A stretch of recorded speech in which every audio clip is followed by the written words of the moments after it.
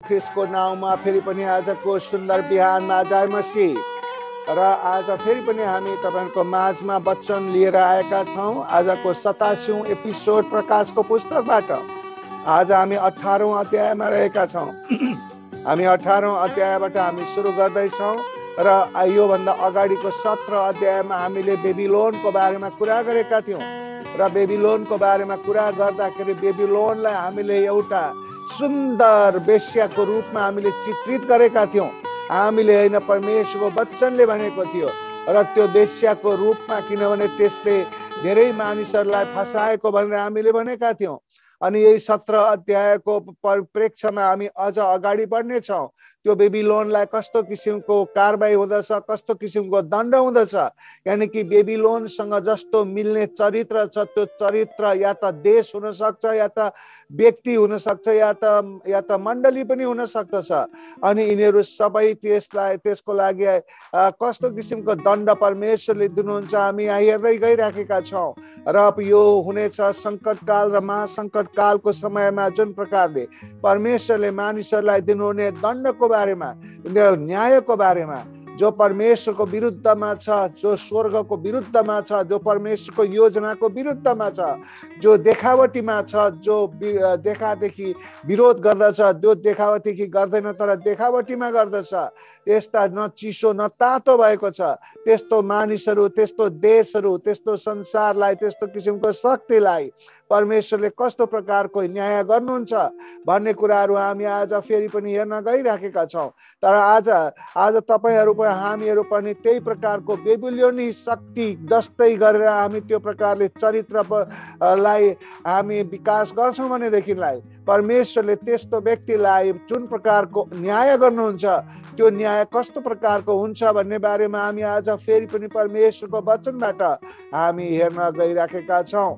त्यसैले गर्दाखेरि आज हामी 18 अध्यायको 87औं एपिसोडमा रहेका छौं र यसमा एक पदबाट यसरी लेखिएको छ, त्यसपछि ठुलो अधिकार भएको अर्को एउटा स्वर्गदूत स्वर्गबाट तल आइरहेको मैले देखेँ। तिनको वैभवले पृथ्वी उज्यालो भयो। यहाँ अर्को स्वर्गदूत भन्ने कुरा भनिएको छ, अर्थात् कचौराको विपत्ति लिएका स्वर्गदूतहरू होइनन्, तर बेबिलोनको अन्तिम विनाशको लागि तयार गरिएको स्वर्गदूत हुनु पर्दछ। अनि यहाँ प्रयोग गरिएको भाषा ग्रीक भाषामा मेटाटौटा भनिएको छ। मेटाटौटा भन्नको मतलब के हो त भन्दाखेरि यूहन्नाले अर्को एउटा नयाँ दृश्य देखेका छन्। त्यो नयाँ दृश्य भनेको 17 अध्यायको होइन कि यो छुट्टै दृश्य देखेका छन् भन्ने कुरा हो। अनि यो स्वर्गदूत सम्भवतः प्रकाशको पुस्तकमा हामीले यो भन्दा अगाडि हेरेका थियौं 14:8 मा। अनि त्यही स्वर्गदूत शक्तिशाली स्वर्गदूतको रूपमा हामीले सिकेका थियौं। अनि वास्तवमा भन्ने हो भने त्यही स्वर्गदूत हुन सक्दछ यो जसले बेबिलोनको पतनको विषयमा भनेको थियो त्यो बेलामा। र यसको लागि यो स्वर्गदूतको ठुलो अख्तियार र शक्ति भएको हुनु पर्दछ। तिनको वैभवले पृथ्वी उज्यालो भएको कुराले के संकेत गर्दछ त भन्दा यो भन्दा अगाडि त परमेश्वरले पृथ्वी अन्धकार बनाउनु भएको थियो, अन्धकार भित्र अन्धकार बनाउनु भएको थियो, तर यो केही समयको लागि उज्यालो भएको छ। तिनी परमेश्वरको उपस्थितिबाट गएर त्यो उज्यालो भएको भन्ने कुराहरू हामी त्यसमा पाउँदछौं। 5औं कचराको अघि मैले भनेको जस्तो न्यायमा बेबिलोनमा अन्धकार छाएको थियो भन्ने कुरा 16 अध्यायको प्रकाशको 16:10 मा हामीले हेरेका थियौं। तर अब अचानक केही क्षणको लागि उज्यालो भएको छ। शक्तिशाली भूकम्पमा बेबिलोन टुक्रा टुक्रा नभएको पनि हुन सक्दछ।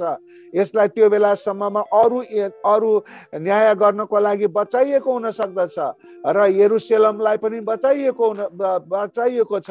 तर यसको के भन्दाखेरि त भन्दाखेरि यो बेबिलोनको चाहिँ टुक्रा टुक्रा नभएको, तर यसको विनाश चाहिँ पक्का गरिकन हुनेछ, यसको न्याय पक्का गरिकन हुनेछ। बेबिलोन अरू शहर जस्तै ध्वंस मात्र हुने होइन, तर पूर्ण रूपमा सदाको निम्ति पर्वत जस्तै हराएर जानेछ। भनेर परमेश्वरले भन्नुभएको छ। र त्यसैले त्यसपछि के हुनेछ भन्ने कुराहरू दोस्रो पदमा भनिएको छ। दोस्रो पदमा भनिएको छ, तिनले यसो भनेर शक्तिशाली स्वरले ठुलो स्वरले कराए, महानगरी बेबिलोनको पतन भयो। यो महानगरी भूतहरूको वासस्थान, हरेक अशुद्ध आत्मा र हरेक अशुद्ध तथा घृणित पक्षीहरूको अखडा भएको छ। अनि भनेको मतलब के हो? अर्थात् यहाँ पतन भयो भनेको छ। पतन भयो भन्ने वाक्यांश दोहोऱ्याएर भनिएको छ। अनि यो पतन भयो भन्ने वाक्यांश प्रकाशको 14:8 पनि दोहोऱ्याइएको छ। यशायाले पनि 21:9 भनेका छन्। यर्मियाले पनि त्यही कुरालाई पुष्टि गरेका छन् 51:8 पतन भयो भन्ने बारेमा। अनि त्यसले परमेश्वरको निर्धारण गर्नुको न्यायलाई निश्चित गर्दछ।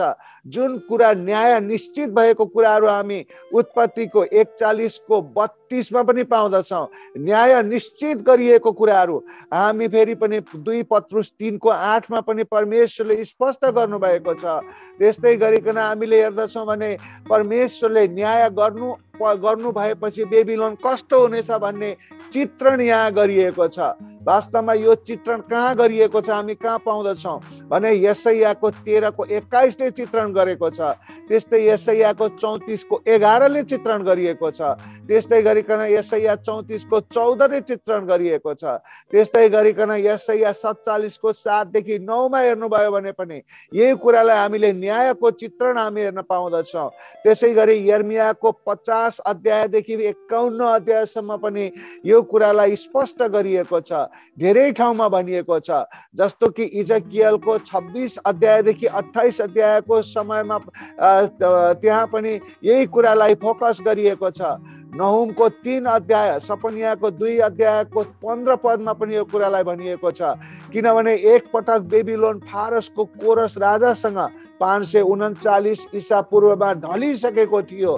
तर अगमबाणीहरू अनुसार पूर्ण रूपमा ढलेको त होइन, पूर्ण रूपमा ढलेको होइन भन्ने कुराहरू यहाँ यशायाको 47:11 भनेको छ।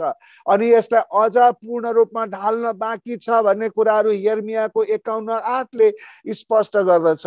त्यसैले गर्दा यहाँ भविष्यको कुरालाई स्वर्गदूतले भने अनुसारले चाहिँ स्वर्गदूतले भइसकेको चाहिँ पूर्व घोषणा गरेका छन्, तर यो भविष्यमा हुनेछ। अनि अर्थात् परमेश्वरको उद्देश्य र दुष्टताको विनाश निश्चय नै छ भन्ने कुराको अगमबाणी विभिन्न ठाउँबाट भनिसकिएको छ। सेतो घोडामा सवार भएर राजा आउनुभन्दा पहिले बेबिलोन शक्तिशाली रूपमा उच्चमा विराजमान हुनेछ भनेर भनिएको छ।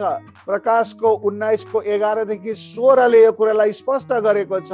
र मूर्ति पूजा मात्र होइन, 17 अध्याय प्रकाशको 17 अध्यायमा भनेको जस्तो मूर्ति पूजा मात्र होइन, तर विलासितामा पनि भविष्यमा बेबिलोन झुट्टो धार्मिक सम्पन्नताको केन्द्र पनि हुनेछ।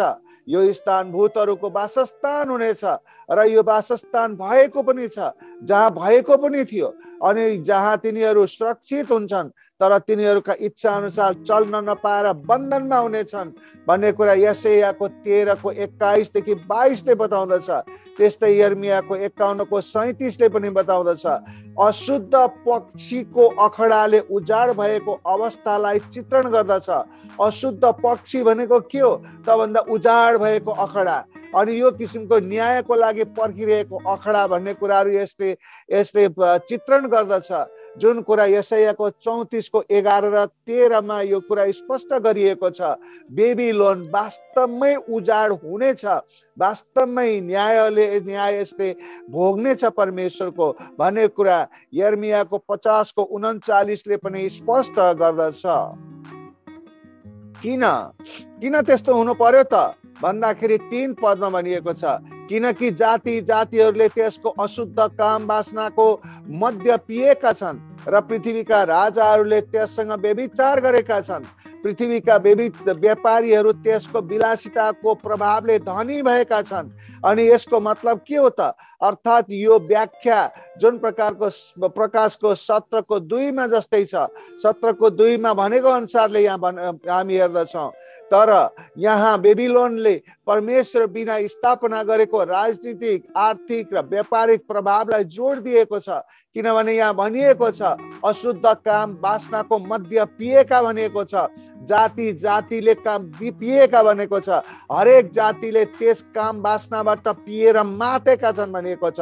यति मात्र होइन, पृथ्वीका राजाहरूले त्यस स्त्रीसँग व्यभिचार गरेका छन् भनेको छ।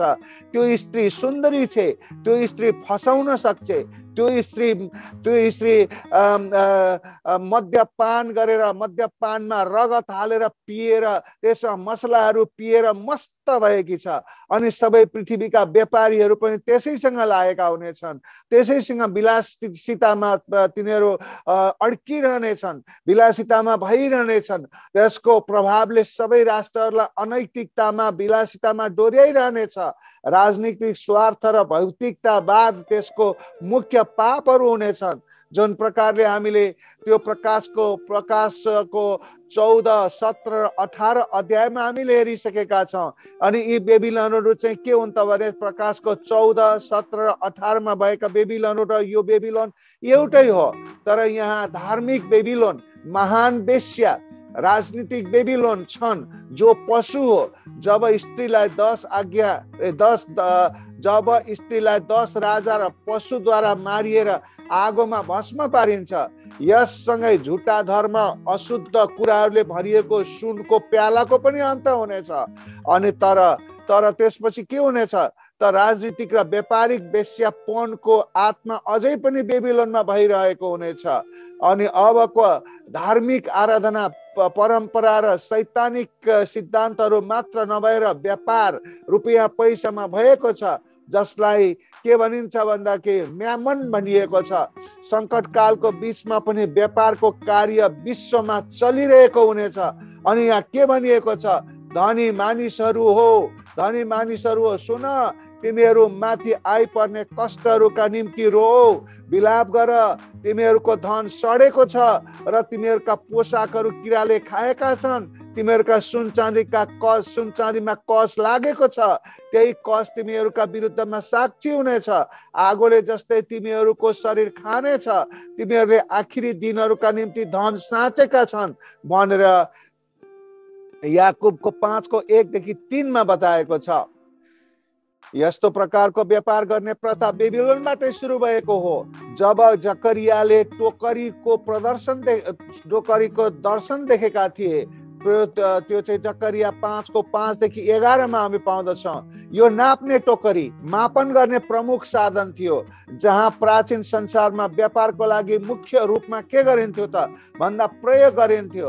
अनि यहुदीहरूले पनि यस्तो प्रचलन बेबिलोनबाट सिकेका थिए। जब तिनीहरू बेबिलोनमा निर्वासन भएका थिए, त्यो बेलामा उनीहरूले सिकेका थिए। यो लोभ र मूर्ति पूजासँग जोडिएको कुरा थियो। अनि त्यो कुराले जकरियाले देखेको दर्शनमा टोकरीभित्र रहेको स्त्रीको दुष्टतालाई संकेत गरेको छ। र यहाँ भनिएको के छ त भन्दा तब मैले आफ्ना आँखा उचालेर हेरेँ र दुवैवटा स्त्रीहरू आइरहेको देखेँ र तिनीहरूका पखेटामा बतास रहेछ। तिनीहरूका पखेटा सारसका पखेटा जस्तै रहेछन् र तिनीहरूले त्यो टोकरीलाई पृथ्वी र आकाशको बीचमा उचालेर लगे। तब मैले मसित कुरा गर्ने ती स्त्रीलाई सोधेँ, यिनीहरू यो टोकरी कहाँ लगिरहेछन्? तिनले मलाई जवाब दिए, बेबिलोनमा। अनि बेबिलोनिया देशमा त्यसको निम्ति एउटा घर बनाउनलाई लगिरहेछन्। जब त्यो तयार हुन्छ तब त्यो टोकरी त्यसकै वासस्थानमा राखिनेछ भन्ने कुरा यो जकरियाको 5:9-11 सम्म यो कुरा बताइएको छ। अब अर्थात् पखेटा भएका दुई स्त्रीहरू स्वर्गदूतहरू होइनन्। तिनीहरू बाइबलमा स्वर्गदूतहरूलाई पुरुषवाचक शब्दमा सम्बोधन गरिएका हुन्छन्। यो हुन सक्छ कि त्यसले बेबिलोनको दुईतर्फ गुणहरूलाई प्रस्तुत गर्दछ, धार्मिक र राजनीतिक बेबिलोन, टोकरीमा भएकी स्त्री र सम्पूर्ण चित्रणले संसारमा हुने व्यापार र लोभको कुरालाई प्रस्तुत गर्दछ। यो स्त्री जस्तै बेबिलोनलाई पनि संकेत गर्दछ र सबै दुष्टता र वेश्याहरूका आमा हो। र त्यसकारण टोकरीमा भएको यस स्त्रीलाई रुपैयाँ पैसाको मोह वा मूर्ति पूजा पनि भन्न सकिन्छ। किनकि रुपैयाँ पैसाको मोह नै सबै किसिमका खराबीको जड हो भनेर 1 तिमोथी 6:10 मा स्पष्ट भनिसकिएको छ। धनको कारण तिनीहरू प्रभावशाली वा शक्तिशाली भएका हुनेछन्। त्यस्तै गरिकन अनि जकरियाको यो दर्शनले के स्पष्ट देखाउँदछ कि संसारको व्यापारिक केन्द्र सिनार देशमा हुनेछ र यो बेबिलोनको अर्को नाम हो भन्ने कुरा उत्पत्तिको 11:2, यशायाको 11:11, दानियलको 1:2 बताउँदछ। रुपैयाँ पैसा र व्यापार आफैमा खराब नभए तापनि यसको मोह नै सम्पूर्ण दुष्टताको स्रोत हो। अन्त्यमा व्यापारिक बेबिलोन पतन भएपछि पृथ्वीका राजाहरू विलाप गर्दछन्। पृथ्वीका राजाहरू यस विलासिता र अशुद्धतामा समर्पित भएर आफैलाई के गर्नेछन्? प्रशस्ततामा सजाउनेछन्। अनि यसरी प्रशस्ततामा सजाउनेछन्। अनि त्यसपछि के हुँदछ त भन्दा 4 पदमा भनिएको छ, तब मैले स्वर्गबाट यसो भनिरहेको अर्को आवाज सुने। अनि फेरि आवाज त्यहाँ सुनिराखेको अवस्था छ। यूहन्नाले, हे मेरा मानिसौ, त्यसबाट निस्केर आओ, नत्र त त्यसका पापहरूसँग तिमीहरू पनि सहभागी हुनेछौ र त्यसका विपत्ति तिमीहरूले पनि भोग्नेछौ। यो आवाज सम्भवतः परमेश्वरबाट आएको हो, जहाँ उहाँले मेरा मानिस भन्नुभएको कारणले गर्दाखेरि परमेश्वरबाट आएको हो भन्न हामी सक्दछौँ। अथवा परमेश्वरको तर्फबाट बोल्ने कुनै स्वर्गदूत पनि हुन सक्दछ। हामी यो स्वर्गदूतको बारेमा हामी पद प्रकाशको 4:5 मा अनि त्यसदेखि 11:3 अनि 22:7-8 मा पनि पाउँदछौँ। उहाँले के गर्नुभएको छ? उहाँको मानिसहरूलाई सहर छोड्न भन्नुभएको छ। अनि यस्तै प्रकारको कुराहरू हामी उत्पत्तिको 12:1 मा पनि पाएका थियौँ। यस्तै प्रकारको उत्पत्तिको 19:12 मा पनि छ, प्रस्थानको 8:1 मा पनि छ, अनि गन्तीको 16:26 मा पनि छ। यशायाले पनि 48:20 मा प्रस्तुत गरेका छन्। भन्नुको मतलब के हो त भन्दा तिनीहरू सङ्कट कालका विश्वासयोग्य मानिसहरू हुन् र जो बेबिलोनको मूर्ति पूजा र विलासिता र दुष्टताले भरिएको क्षेत्रबाट बाहिर आउनु पर्ने हुन्छ। यदि तिनीहरू निस्केर आए भने सुरक्षित हुनेछन् भन्ने कुराहरू हामी प्रकाशको 12:14, मत्तीको 24:16 मा पनि बताइएको छ। अनि यो के भन्न खोजिएको त? तिनीहरूमा लोतको श्रीमतीको जस्तो चरित्र हुनुहुन्न भनेर बताइएको छ र त्यसो नगर्नु भनेर भनिएको छ। लोतको श्रीमतीको चरित्र त एउटा त्यो सङ्कटकाल र महासङ्कटकालको बेलाको एउटा छाया मात्रै दिएको हो। भनेको मतलब आज पनि त्यो हामीलाई लागु हुँदछ। परमेश्वरले जसरी बोलाउनु भएको छ मतिर आऊ भनेर, फर्केर हामी पुरानै कुरातिर हामी हेर्न गयौँ भनेदेखि हामी पनि आत्मिक रूपमा हाम्रो पनि मृत्यु हुनेछ।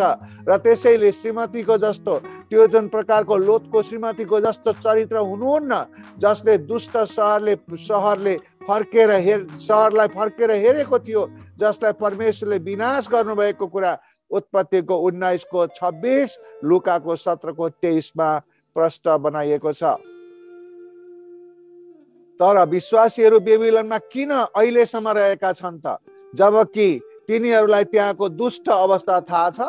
के तिनीहरूलाई त्यहाँको दुष्ट अवस्था थाहा छ?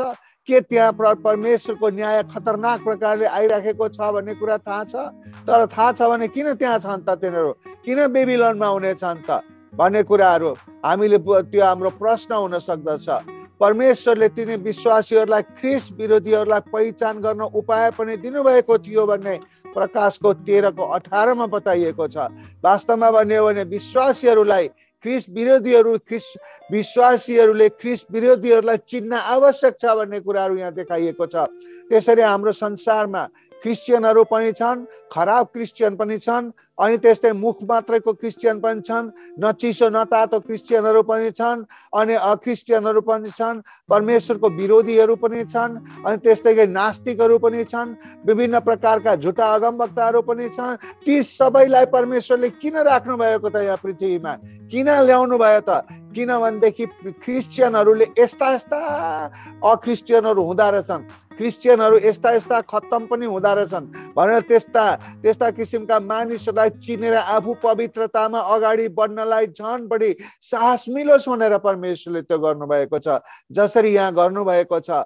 अनि रहस्य बेबिलोन, त्यहाँनिर भनिएको छ रहस्यमय बेबिलोन वास्तवमै रहस्य ढङ्गमा विश्वासीहरूलाई आकर्षण गर्दै जानेछ त्यो बेलामा पनि। अनि आज पनि हामी हेर्ने हो भने इसाई जातिहरू अहिले पनि संसारमा हामी हेर्ने हो भनेदेखि मनोरञ्जनमा, सांसारिक काम कुराहरूमा, व्यापारमा, उच्च जीवनमा, उच्च पद्धतिमा, अनि सुख सुविधामा अनि झुकाव राख्न थालेका छन्। यो के हो त भन्दा त्यही बेबिलोनको चरित्र हो, ताकि तिनीहरू संसारमा यानी कि बेबिलोनमा गण्य होस्। अनि आजका इसाईहरू पनि यो प्रकारका सांसारिक हुने अनि जाति जातिहरूलाई भेदभाव गर्ने अनि कहिले चर्चमा कहिले संसारमा जाने अनि यो प्रकारको गर्नाले व्यापारमा, मनोरञ्जनमा अनि उच्च जीवनमा अनि यो प्रकारमा मात्रै फोकस गर्नाले अनि यो परमेश्वरमा ध्यान केन्द्रित नगर्नाले, परमेश्वरमा समर्पित जीवन नजिउनाले अनि यसले यो संकेत गर्दछ कि अब जति पनि प्रभु प्रभु भन्नेहरू छन् सबै सांसारिक बेबिलोनमा मिलिन भएका हुँदैछन्। सांसारिक बेबिलोन भनेको त्यही मूर्ति पूजा, त्यही दुष्टतामा तिनीहरू विलिन हुनेछु, म अब येशू भन्दै संसारमा गएँ भनेर भनिएको अवस्था यहाँ हामी हेर्दछौँ। यहाँ भनिएको छ के भनिएको छ त भन्दाखेरि अविश्वासीहरूसँग कुनै जुवामा ननारियो, किनकि धर्म र अधर्ममा के साझेदारी, धर्म र अधर्मको बीचमा के सम्बन्ध, अर्थ अथवा अँध्यारोसँग उज्यालोको के सहभागिता, ख्रिस्टको बेबिलोनसँग अथवा ख्रिस्टको बोलीसँग के, ख्रिस्टको विरोधीसँग के सरोकार, वा विश्वास गर्नेको विश्वास नगर्नेसँग के को समानता, मूर्तिसँग परमेश्वरको मन्दिरको के सम्झौता? किनभने हामी जीवित परमेश्वरका मन्दिर हौं, जसरी परमेश्वरले भन्नुभएको छ म तिमीहरूमा बास गर्नेछु, तिमीहरूका बीचमा हिँडुल गर्नेछु, म तिमीहरूका परमेश्वर हुनेछु, तिनीहरू मेरा प्रजा हुनेछौ। अनि यसकारण तिनीहरूका बीचबाट निस्केर आओ र तिनीहरूबाट तिमीहरू अलग हो, परम प्रभु भन्नुहुन्छ। अशुद्ध कुरा केही नछो र म तिमीहरूलाई ग्रहण गर्नेछु भनेर 2 कोरिन्थीको 6:14-17 यो कुराहरू बताइएको छ। यसको मतलब के हो त भन्दाखेरि आजका इसाईहरू पनि कस्तो अवस्थामा रहेका छन् त भन्दाखेरि आजका इसाईहरू ख्रिस्टको विरोधीहरूसँग मित्रता गाँस्ने छन्। आजका इसाईहरू अँध्यारोसँग मित्रता गाँस्ने भइसकेका छन् कतिपयहरू। आजका इसाईहरू के गर्ने छन् त मूर्ति पूजकसँग उनीहरू सम्झौता गर्दैछन्। आजका इसाईहरू के गर्दछन् त भन्दाखेरि जो पाए त्यहीसँग विवाह गर्दछन्, मूर्ति पूजकसँग विवाह गर्दछन्। आजका स्त्रीहरू, आजका इसाई केटीहरू पनि मूर्ति पूजकहरूसँग भाग्दछन्, पहिला जाँदछन्। यो सबै कुराहरू परमेश्वरलाई, इसाई भएर पनि परमेश्वरलाई गिज्याएको कुरा हो, परमेश्वरको न्यायलाई ठट्टा गरेको कुरा हो। त्यसकारण परमेश्वरले भन्नुहुन्छ आओ त्यस्ता कुराहरूमा नलाग, अब तिमीहरूको साथमा म छु भनेर परमेश्वरले, जसले अशुद्ध कुरा केही नछो, अशुद्ध काम नगर, म तिमीहरूको साथमा छु भनेर परमेश्वरले भन्नुभएको छ। संसारमा आकर्षण गर्ने त्यस्ता विभिन्न क्षेत्रहरू छन् जहाँ रुपैयाँ पैसाको मोहमा विश्वासीहरू सजिलै भुल्दछन्। परमेश्वरले तिनीहरू जस्तै हुनु भन्नुभएको होइन, तर त्यसबाट निस्केर आओ भन्नुभएको, त्यसबाट छुटकारा पाओ भन्नुभएको, त्यससँग सम्बन्ध नगाँस भन्नुभएको। अनि त्यस्तै गरी भनिएको छ हे मेरा प्रजा त्यसबाट निस्केर आओ, हरेक आफ्नो ज्यान जोगाउनलाई भाग भनेर परम प्रभुले भयानक रिसदेखि भाग भनेर यर्मियाको 51:45 स्पष्टसँग बताएको छ। यहाँनिर हामी हेर्दछौँ भनेदेखि सबै 1,44,000 जना त्यहाँबाट निस्केर आए र कोही पनि हराएनन्। असल गोठालोको अन्तमा 79 भेडाहरूसँग मात्र रहनु भएन। व्यवस्थाको 4:30 देखि 31, यर्मियाको 51 को 5 देखि 6 र 45 मा अनि यशायाको 48 को 20 मा यो कुरालाई स्पष्ट भनिएको छ कि तिमीहरू असल गोठालोसँग आओ, तिमीहरू नहराओ, तिमीहरू आओ, तिमीहरूलाई मैले बोलाएको छु भन्नुभएको छ। अलग भएर बस्नु भनेर आज्ञा गरिएको छ। अलग भएर बस्नु भनेको तिनै अक्रिस्चियनहरू अर्थात् तिनै प्रभु येशूका विरोधीहरूसँग अलग भएर रहनु भनेर भनिएको कुरा रोमीको 16 को 17 देखि 18 मा बताइएको छ। किन त यसो गर्नुहुन्छ? परमेश्वरले किन यसरी बोलाउनुहुन्छ? 5 पदमा भनिएको छ, किनकि त्यसका पापहरू स्वर्गसम्म थुप्रो लागेका छन् र परमेश्वरले त्यसका अधर्महरू के गर्नुभएको छ? सम्झनु भएको छ। भन्नुको मतलब के हो त भन्दा बाबेलको धरहरा बनाउँदा इँटाको प्रयोग गरिएको थियो अनि त्यो इँटाको प्रयोग गरिएको कुरा उत्पत्तिको 11 को 3 देखि 5 मा बताइएको छ। त्यसको पाप स्वर्गसम्म पुगेको छ भनिएको थियो। अनि यस्तै प्रकारले अब यसको न्याय, अब यसको इन्साफ स्वर्गसम्म पुगेर परमेश्वरको धैर्यताको सीमा पार गरेको छ। अब परमेश्वरले सहनुहुन्न भन्ने कुराहरू यर्मियाको 51 को 9 ले पहिला नै स्पष्ट गरिसकिएको छ। परमेश्वर धर्मी हुनुभएकोले उहाँले न्याय गर्नुपर्ने हुन्छ। उहाँले न्याय नगरिकन हुँदैन, किनभने उहाँ धर्मी हुनुहुन्छ, उहाँ न्यायाधीश हुनुहुन्छ। अनि उहाँले बेबिलोनको राजा नबुकदनेश्वरले पनि सपनामा विशाल र बलियो रूप देखेको थियो जो बढेर आकाशसम्म पुगेको थियो भन्ने कुरा दानियलको 4 को 20 देखि 22 मा बताउँदछ। तर के भयो त तर त्यो रुख काटियो र घमण्डी नबुकदनेश्वर अरु 7 वर्ष पशु जस्तै भएर बस्नु पर्यो भन्ने कुरा दानियलको 4 को 30 देखि 33 मा बताएको छ। न त बाबेलको धरहरा न त रुख स्वर्गसम्म पुग्न पायो, तर तिनीहरूका पापको इन्साफ के भयो? स्वर्गसम्म पुग्यो।